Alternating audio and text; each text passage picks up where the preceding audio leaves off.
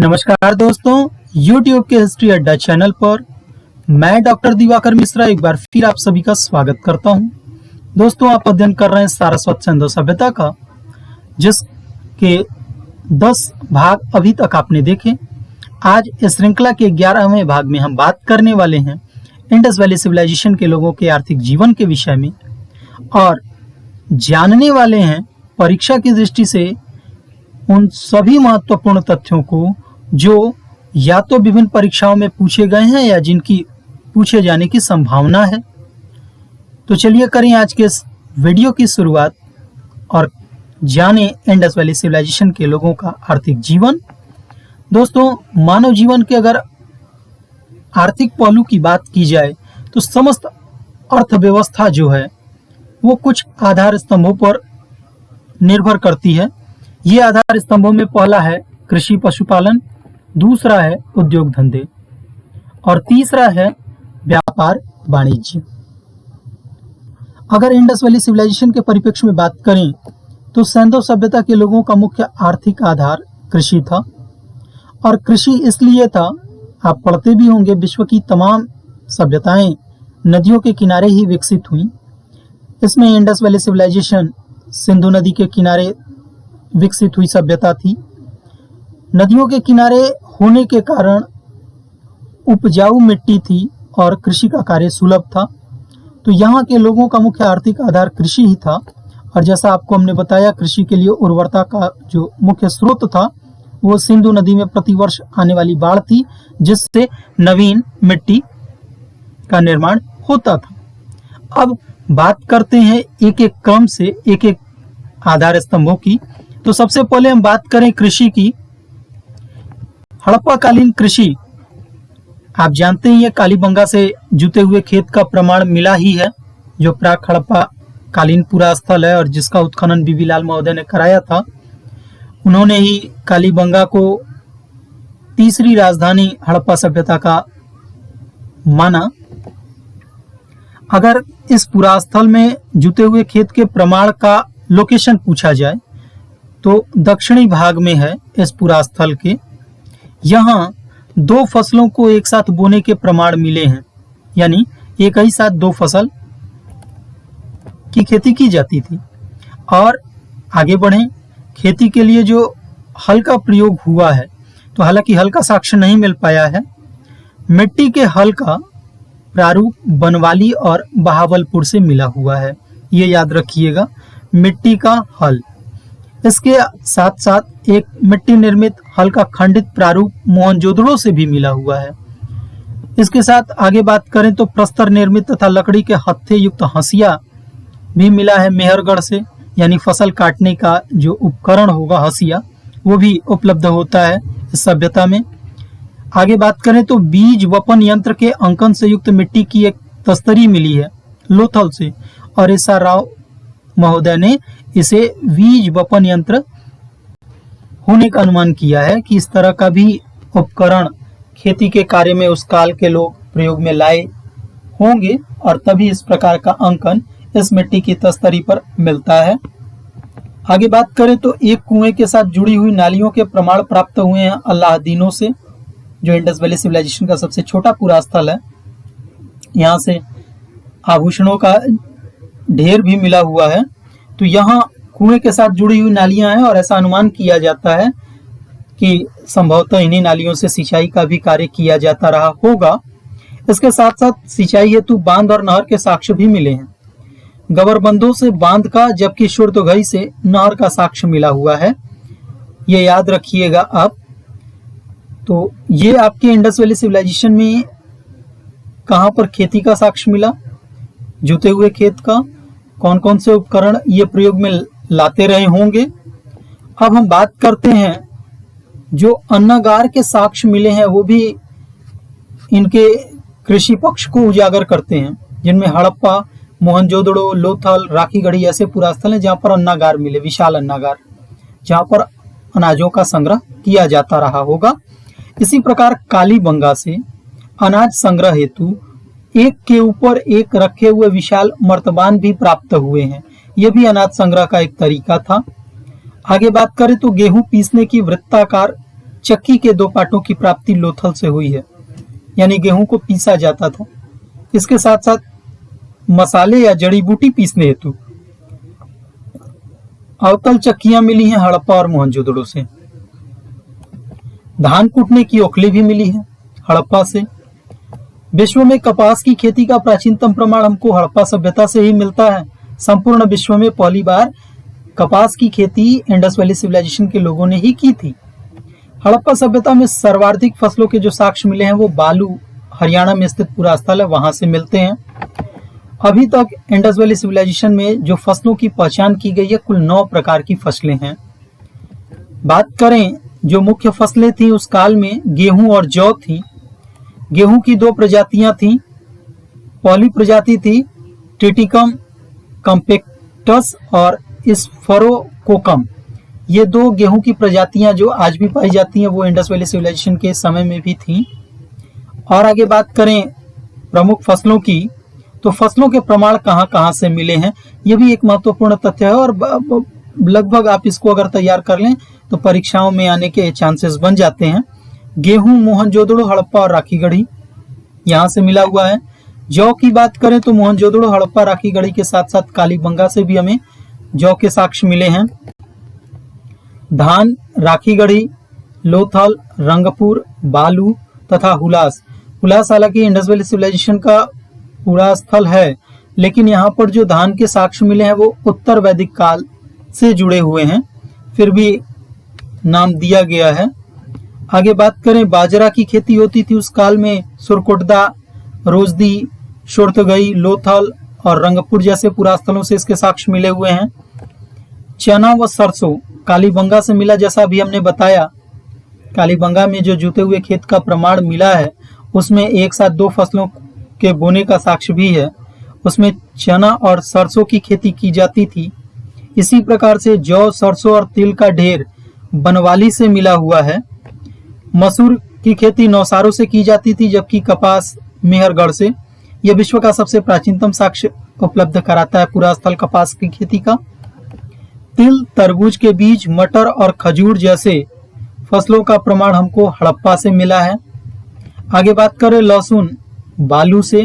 बालू अभी हमने कहा हरियाणा का जो पूरा स्थल है।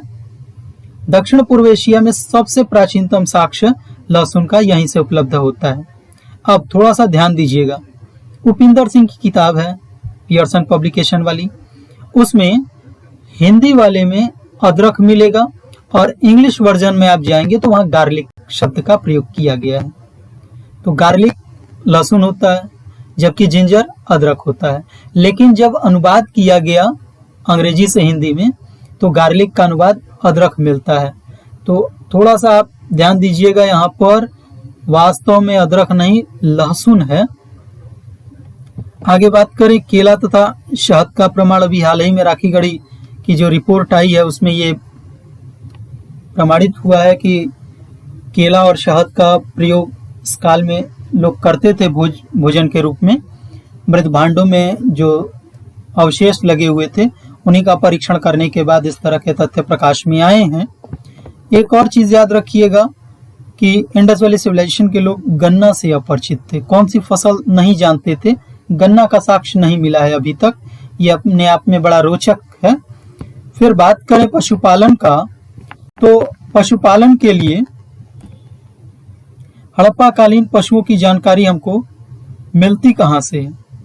तो हड़प्पा कालीन पशुओं के जो जीवाश्म हैं वहां से, मृत भांडों तथा मोहरों पर अगर पशुओं का अंकन है वहां से भी मिलता है। साथ ही साथ मृण मूर्तियां अगर पशुओं की हैं तो भी पता लगाया जा सकता है कि हड़प्पा काल में कौन कौन से पशु अस्तित्व में थे। सबसे पहले जीवाश्मों की बात करें तो सर्वाधिक पशुओं के जो साक्ष्य मिले हुए हैं, बोन्स वगैरह, शिकारपुर से, जो गुजरात में स्थित पूरा स्थल है। यहाँ का उत्खनन कार्य कराया था कुलदीप भान और पी अजित प्रसाद ने। शिकारपुर से जीव जंतुओं की कुल 47 प्रजातियां प्राप्त हुई है, 47। हड़प्पा काल में पशुपालकों के केंद्र के रूप में नेसदी पहचाना गया है। ये पूरा स्थल गुजरात में ही स्थित है और यहाँ पर उत्खनन का कार्य कराया था आर.एन. मेहता ने। आगे बात करें विश्व में सबसे पहले रिवर भैंस जो आप भैंस देखते होंगे, उनको घरेलू पशु बनाया था हड़प्पा काल के लोगों ने ही। पूरे विश्व की बात बता रहे हैं। सबसे पहले भैंस को, और रिवर भैंस इसलिए कि ये नदियों के किनारे ही रहा करती थी, और आज भी देखिए गर्मियों में जो भैंस होती है वो तालाब या नदी में चली जाती हैं, तो वो नदियों के किनारे रहने के कारण भैंसों को रिवर भैंस कहा जाता है। इनके दो प्रकार होते हैं, एक जंगली और एक रिवर। तो रिवर भैंस को पालतू बनाने का कार्य इंडस वैली सिविलाइजेशन के लोगों ने किया था। यहाँ तक कि ये पशु भारत से बाहर भी भेजे गए। मेसोपोटामिया की सभ्यता में ये पशु यहाँ से भेजे गए थे, इराक और ईरान में। ये भी शोध द्वारा भी हाल ही में प्रमाणित हुआ है। और न केवल भैंस, भैंस से पहले हाथी को भी मेसोपोटामिया भेजा गया था। तो बड़े बड़े पशुओं को समुद्री मार्ग के द्वारा भेजा जाता था, निर्यात किया जाता था। अब बात करें पशुओं के जो प्रमाण है वो कहाँ कहाँ से हैं, तो बकरी और भैंस का हमको प्रमाण मेहरगढ़ से मिला हुआ है। बकरा हड़प्पा से मिला है। बकरा के साथ मानव दफनाने का जो शवाधान आपको मिला, वहां से बकरा का साक्ष्य भी मिल जाता है।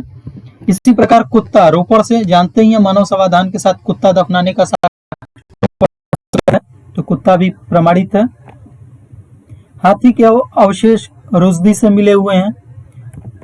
ऊंट की हड्डियां, हालांकि ऊंट का अंकन नहीं मिलता मोहरों इत्यादि पर, लेकिन हड्डियां मिली हैं जो प्रमाणित करती हैं कि उस काल में ऊंट रहे होंगे। मोहनजोदड़ो, हड़प्पा, कालीबंगा के साथ साथ सुरकुटदा से ऊंट की हड्डियां, साथ ही साथ दफनाए गए, समूचे दफनाए गए ऊंट का भी प्रमाण मिल गया मोहनजोदड़ो से। गधे तथा कैटफिश और कछुए की हड्डियां ये हड़प्पा से मिली हैं। तो कैटफिश भाई समुद्र में मिलने वाला जीव है, और वो भी हड़प्पा के लोग यूज करते होंगे। एक सींग वाला गैंडा आमरी से तथा कर्णपुरा से, याद रखिएगा अभी हाल ही में ये राजस्थान का पूरा स्थल है, 4 गैंडों के संपूर्ण कंकाल मिले हुए हैं। जबकि घोड़े के अवशेषों की बात करें तो बड़ा विवादित है।